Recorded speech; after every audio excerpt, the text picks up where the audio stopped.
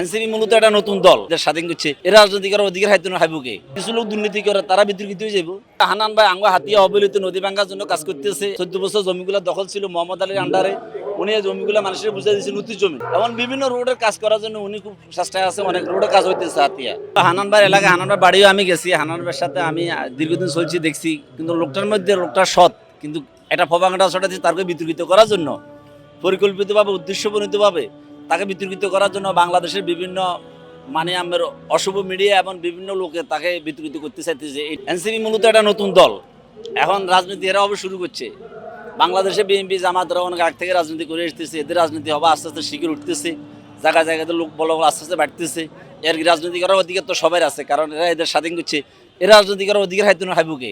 এটা একটা নতুন দল, এটা নতুনভাবে বাংলাদেশ বিনির্মাণ করবে, এটাই মূল লক্ষ্য। কিন্তু তাদের এনসিপির মধ্যে যদি কিছু লোক দুর্নীতি করে তারা বিতর্কিত হয়ে যাব, তাদেরকে আইনে আওতা আনা হোক। আর অন্যান্য রাজনৈতিক দল 2 নম্বরই করতেছে, তাদেরকে আনা হোক। শুধু এনসিপিকে এখন বাংলাদেশে প্যাকেজ যদি খেলে চোখে দেখতেছে এনসিপি 2 নম্বরই করতেছে।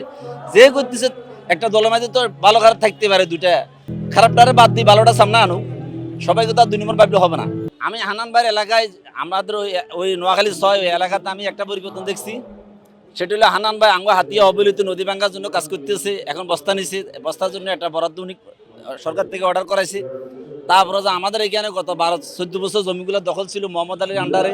উনি এই জমিগুলো মানুষের বুঝিয়ে দিয়েছে নতুন জমি। এটা সরকার বন্দোবস্ত দিয়েছিল আরো 12 বছর আগে, কিন্তু মানুষের বুঝতে পায় না। হানান ভাই এটা উদ্যোগ নিছে, মানে ভূমিহীনদেরকে জমিটা বুঝিয়ে দিয়েছে। হানান ভাই এই কাজটা করছে।